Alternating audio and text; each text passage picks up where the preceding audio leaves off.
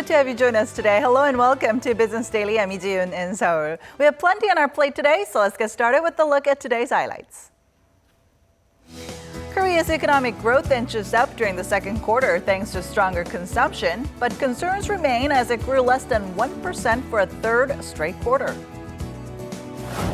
How effective will Korea's near $10 billion supplementary budget be in supporting the lackluster economy amid the ongoing corporate restructuring drive and sluggish job growth? We'll sit down with an expert to talk about this. The Korean economy got a slight bump in the second quarter on the back of government measures to boost spending. But this is not enough to wipe off those lingering concerns about Korea falling into a low growth trap, as the pace of expansion is still below 1%. Our Kim Min-ji starts us off. Korea's GDP in the second quarter now shows the country has been stuck in 0% range growth for the third straight quarter, adding to concerns about the strength of the economy. But there are some moderate signs of improvement. In its estimates, the Bank of Korea says the country's GDP expanded 0.7% in the April to June period from the previous quarter. This marks a slight pickup from the 0.5% expansion posted in the first 3 months of the year. Domestic consumption contributed to the GDP largely compared to the previous quarter. Private spending and construction investment contributed by 0.4%, while facilities investment also turned positive. Construction of facilities investment in fact led the growth, rising 2.9% respectively. Private consumption and exports also returned to positive territory, both rising 0.9% from the previous quarter. But with growth figures still feeble and uncertainty such as a global slowdown and the government's ongoing corporate restructuring drive abound, the central bank recently cut its growth outlook to 2.7% for this year. The overall slowdown in growth is due to tepid exports, and they're not likely to pick up soon as the global economy remains weak. On top of that, consumption and construction investment will slow as oil prices pick up. And because the government front-loaded its budget in the first half, it doesn't seem as though things will get much better in the latter half of the year. To prop up the economy, the central bank slashed its key rate to a record low of 1.25% in June, and the government drew up an aggressive stimulus package, which includes a supplementary budget worth some $9.7 billion. But some say that's not enough. Analysts argue that while the expansionary measures may have positive effects to a certain extent, they shouldn't focus on lifting immediate figures, but rather on structural reforms and fostering new growth engines to ensure the long-term growth potential of the country. Kim Min-ji, Business Daily. Credit and debit card spending here in Korea shot up in the second quarter this year from last year when the country was reeling from the MERS outbreak. The Credit Finance Association says the amount put on plastic rose nearly 14% to roughly $156 billion. The pace of growth is around 3.5 percentage points higher than that posted in the second quarter last year. The rise is attributed to the low base effect seen in the April to June period last year due to the viral outbreak that dampened domestic consumption. Card spending in the tourism industry in particular saw some noticeable rebounds, with consumption in accommodation and related industries rising over 10%.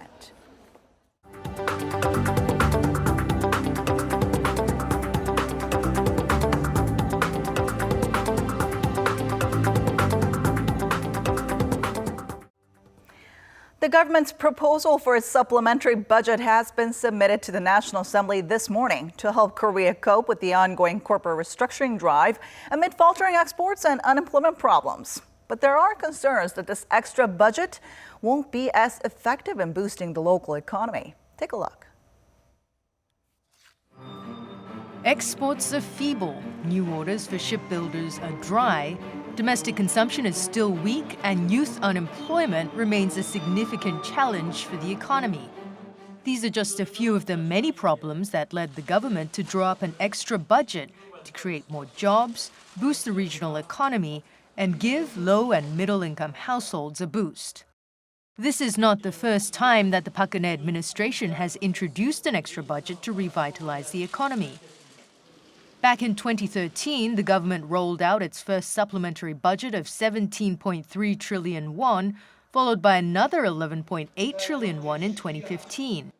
But analysts are questioning how effective the third fiscal stimulus plan will be, considering the previous two attempts fell short of expectations. They say that amid heightened uncertainties at home and abroad, the government needs to come up with more fundamental measures to lift Korea's economy. So what should the government do to make sure that its third supplementary budget produces the maximum effect?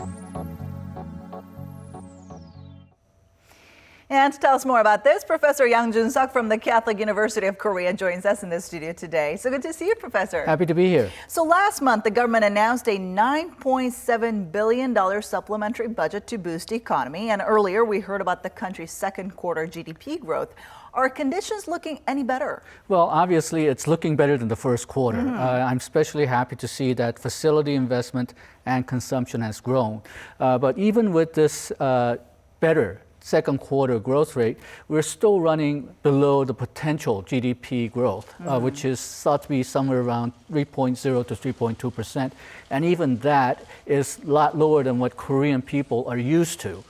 So we're definitely still in a slowdown stage. All right, then how effective were previous extra budget in revitalizing the economy? Okay, well, as far as resparking, getting out of the global recession, it hasn't done that much good. Okay. But we never really counted on it for that because, well, Korea is only a small part of the global economy and we cannot jumpstart other larger economies with a supplementary budget. Right. On the other hand, well, in 2015, we had 2.6% GDP growth rate, but government consumption and government investment accounted for 0.8% of that.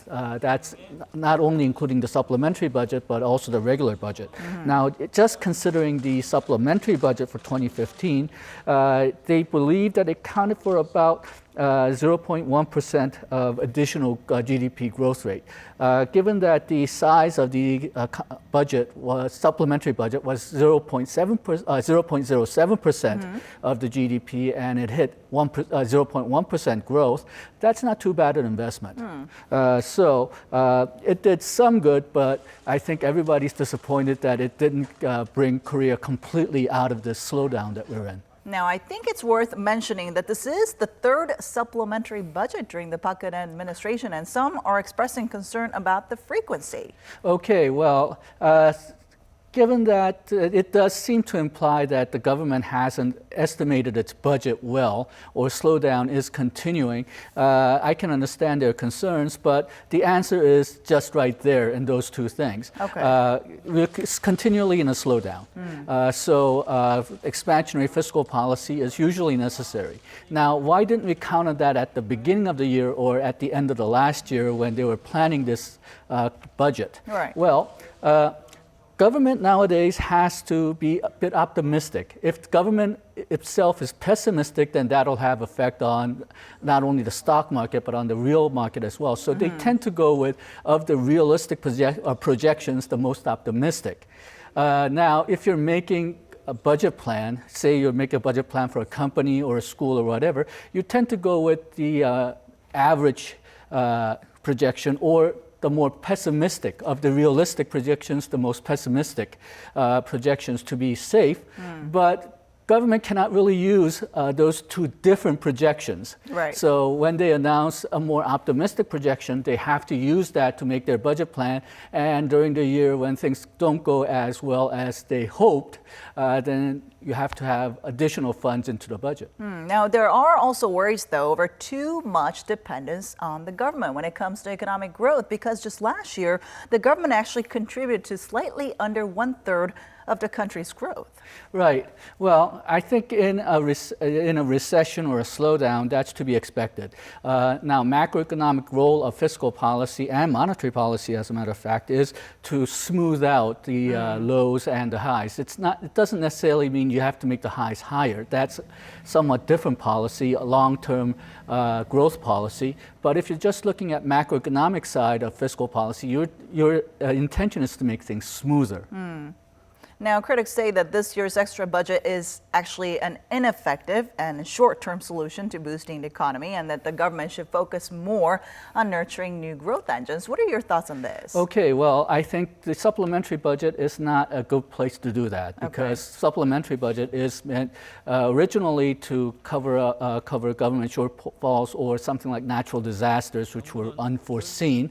And as I mentioned before, the role of macroeconomic fiscal policy is to sort of smooth out the highs and lows, which I think this budget does.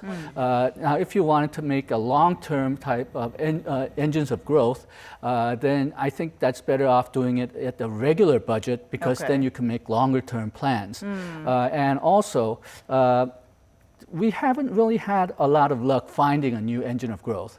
A lot of people are mentioning disappointed that infrastructure, SOC projects were not part of the supplementary budget. But when we had those at the last year's supplementary budget, some of the budget wasn't used because they could not find appropriate infrastructure projects. Also, if you look at the case of Japan, well, during the late 1990s and 2000s, they sunk a lot of money into infrastructure projects which were not necessary. So they may have had short-term stimulation effects, but in the long term, it actually hurt the economy because they had to keep money into those projects which weren't giving a lot of returns. So given that there's no good projects that everybody can agree on, I think not including those SOC infrastructure projects is, I think, actually a good move. Now, the finance minister also said that the additional budget will be funded by surplus tax revenue and state funds left over from the previous fiscal year. Therefore, instead of issuing more sovereign bonds. So this emphasis, though, on fiscal soundness wasn't all praises. Yeah, I tend to believe that that was an error on government at the beginning of the year. If we're experiencing a slowdown and we expect that slowdown to continue, that's not a good time to count on having a lot of unspent tax receipts. I think they should have allocated that for expenditure at the beginning of the year in the regular budget. But I think this particular administration is concerned about growing government debt. So that's why they tried to save some money this time around to have a government budget surplus. But I don't think that's really appropriate when you're experiencing a slowdown, when we're so far below potential GDP growth as we are right now. In fact, one of the items that I'm not satisfied about this particular supplementary budget is that we're also spending about 1.2 trillion won to buy back government debt.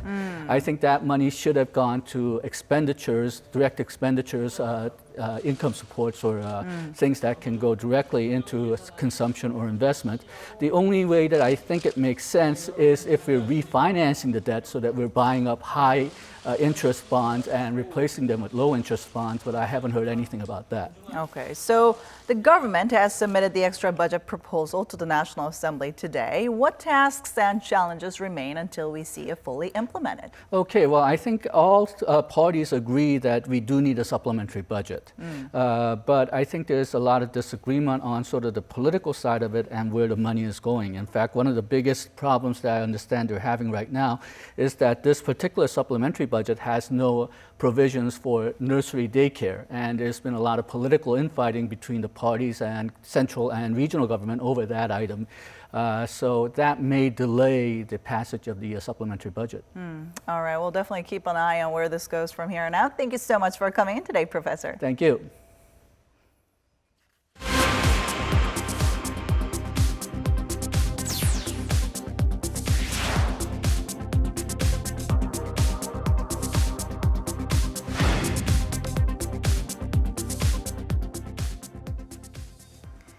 While the emission scandal surrounding German automaker Volkswagen is still ongoing, Korea's imports of German cars have seen a decline for the first time in 13 years.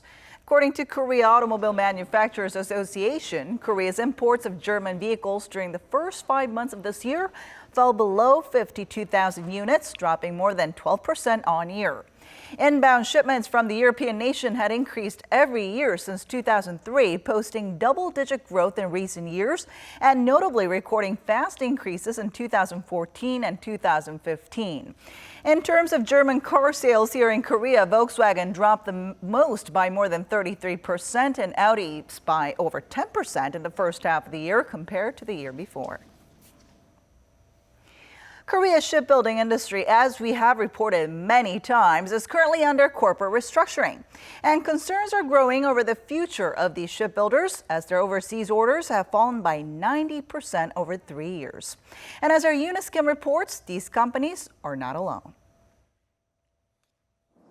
Korea's shipbuilders may be in hotter water than was feared. New orders received by the big three, that's Hyundai Heavy, Daewoo Shipbuilding, and Samsung Heavy so far this year, have dropped off to less than $2 billion, which is less than 4% of what was in 2013. And the outlook for the second half of the year doesn't look promising either. Experts say crude prices need to cap $60 a barrel before big buyers like oil-rich Arab countries put in new orders for offshore oil platforms, which used to be a big moneymaker. But prices currently remain in the range of $40 a barrel and are not expected to close in on the $60 range this year or next. The picture is no better for merchant ships. With uncertainty clouding global sentiment from Britain's decision to leave the EU, at least one European shipping firm is said to be moving toward canceling its orders. It's a similar trend for Korea's builders. Construction orders coming from outside of Korea are at $15.4 billion so far this year. That's more than $10 billion less than what it was during the same period last year at $26.3 billion. It's also a far cry from major builders' goal of reaching $54 billion in overseas orders this year. With the global outlook dim in the coming 2 years, Korean builders are poised to reach a new low in overseas orders since 2007, shaking both construction and shipbuilding to the core. Eunice Kim, Business Daily. And that wraps it up for today, but we'll be back tomorrow with more at the same time, same place for your Business Daily. So don't forget to tune in then. Thanks for watching, and bye-bye for now.